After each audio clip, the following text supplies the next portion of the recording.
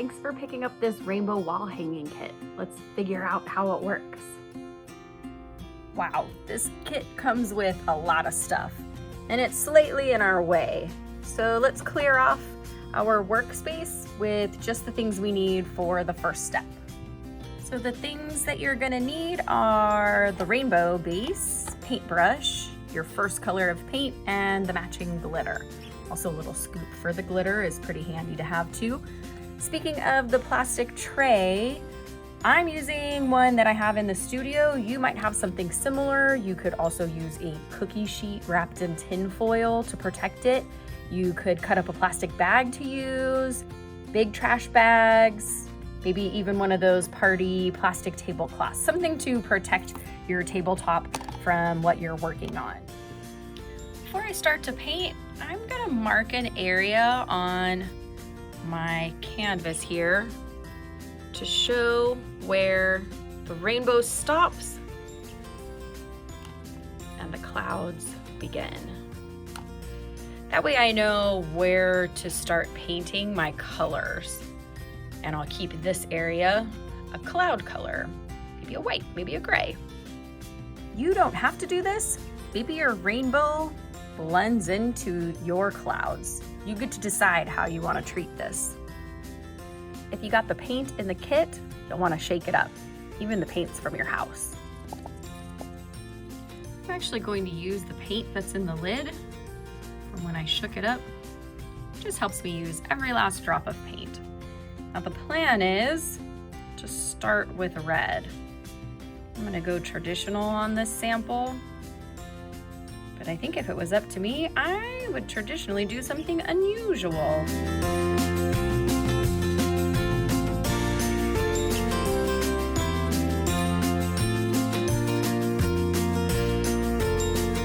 This is your canvas, you get to make the plans. This canvas is gonna soak up the paint pretty quickly.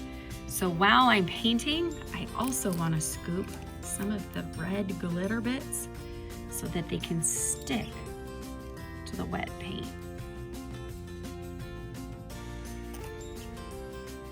As I was painting, I sprinkled on a little bit of glitter as I went. Again, this wet paint will help act like glue for the glitter. I'm gonna take a little break and let this dry before I work on the next color. You might choose just to keep going. That's totally up to you. I'm gonna put the cap back on the red because I'm done with this one, and you'll notice I still have lots of glitter left. I can save this for another project. And I think I'm gonna paint even the outside edge. It just shows some attention to detail if you paint even the sides that someone might view. To dry, I can shake off the excess pieces. I got kind of tired of waiting, so I used a blow dryer on a very low speed to help speed up this process. Don't put the blow dryer on too high, otherwise your glitter will all fly off. I'm just gonna continue on the colors. So next up is orange.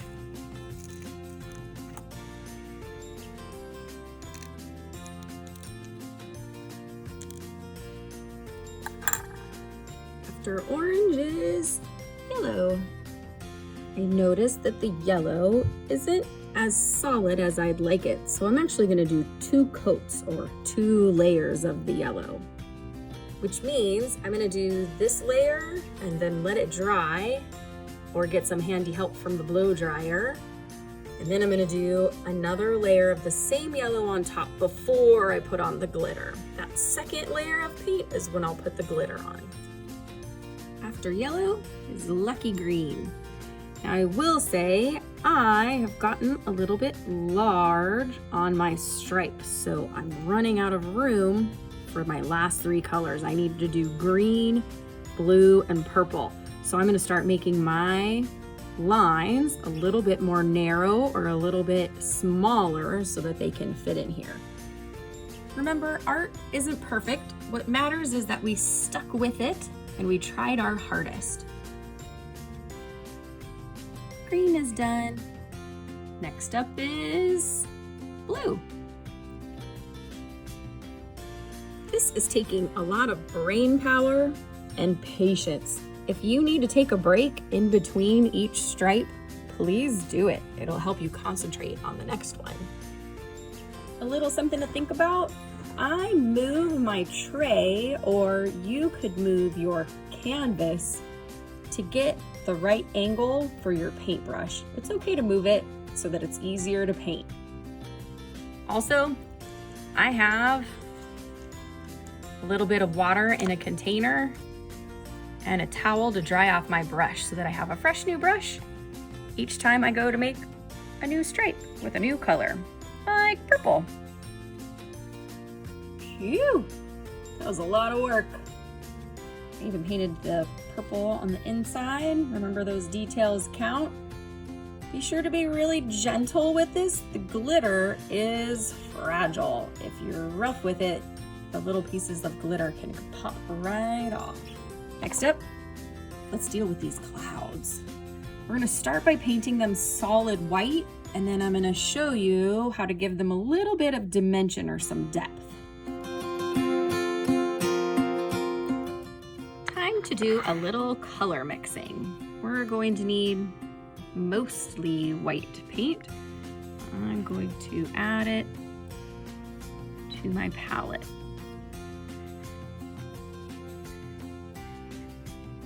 Now we need the tiniest bit of black. Tiniest bit. A little bit of black goes a long way. In fact, I might even squish some on the side of my palette before I start mixing. I want a very pale gray.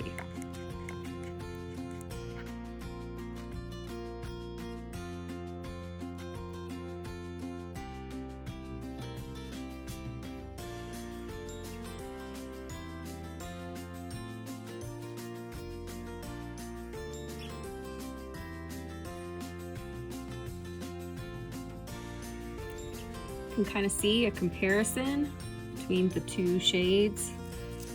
I'm gonna trade my paintbrush for the sponge. I'm gonna dip into the paint, and I'm gonna do a little practice painting on my tray because I don't want big clumps. I kind of want light and soft texture for my clouds. And I'm gonna bring it in and start at the bottom. This creates a bit of a shadow.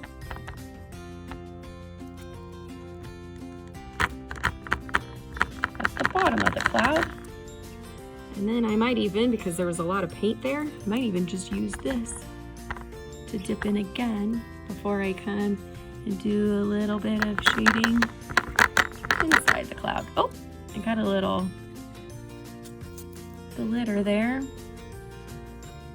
Got a little bit of that sponge painting on both of the clouds. This just creates a little bit of depth and some shadows, little texture, plus it's just kind of fun. I think I'm gonna go in and do the same technique but with just white so that there is some wet paint on my clouds and I can add some glitter to it. I poured a little bit of the white paint in the palette and sponge away.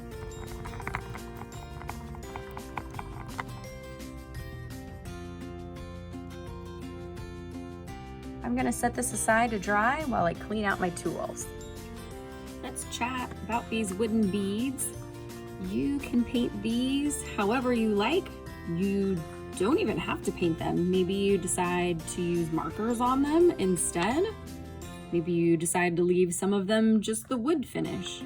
I've decided to paint the round circular beads with the warm colors, and then these kind of tube-shaped beads, I'm gonna use the cool colors. Oh, you'll notice I put the beads on this pipe cleaner. It helps you hold the beads without getting your fingers too messy. My beads are dry, the rainbow's dry. It's time to release the little strings. I've decided to put the beads on the top first, but you might choose to put the cloud ones on first. You get to pick which ones go first. At the end of all the strings is a little bit of tape. This helps you string the beads without the yarn or the string fraying or coming apart. It acts as a bit of a needle. In the end, we'll end up cutting this off. Got all my beads on the string. Now all of them are going in one direction. However, these 4 beads are going to sit on the right side of the rainbow, and these 4 beads are going to sit on the left side of the rainbow. I could continue to do the pattern of circle bead, long bead, circle bead, long bead. The next one would be circle bead. But because I wanted this pattern to match this pattern in a mirror image or reflection, a reflection of each other, I skipped that one, that circle bead there, and I went straight to a long bead so that this bead matches this bead matches this bead, this bead matches this bead, and this bead matches this bead when these 4 beads end up living over here. I flipped my board over so that we can see how to attach this string to our backer board. We might need some grown-up assistance on this one because we're going to need to tie some knots. So the end of this string is going to loop or go under the straight across bar. Now this little handle is pretty short, so I'm going to tie my knot so that there's a little bit of extra length at the top. You can choose to do it differently. I tied the end string to the straight across bar string with a double knot right there. This can actually slide so that your starting point here and here end up being at about the same spot. That way it hangs up nicely.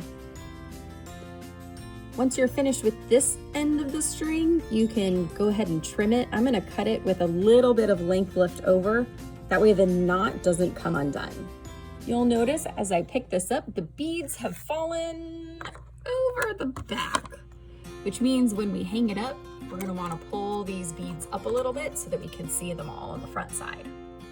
Time for the rain strings. I have this nice bag of glitter and translucent or clear beads that we're going to be adding to these strings. Ooh, you'll notice that there's extra glitter on my tray.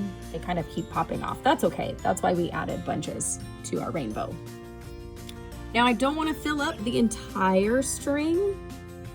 I only want to fill it up, I don't know, maybe put like 7 beads. That's kind of a nice lucky number. If you want to add a few more or do a few less, that's probably okay as well. I dumped my beads on the tray so that I could see the colors that were available, and I added 7 of those beads to this string. Now in order to lock this in place, I'm going to take my needle and loop it through the very last bead. So right now the main string is going through the bead as well as the end of the string again. You might need a grown-up's help for this, and that's okay. So now this bead has a bit of string on the outside because the string is coming down through and around outside and then back through again. And I'm going to tie a knot to secure this last bead in place.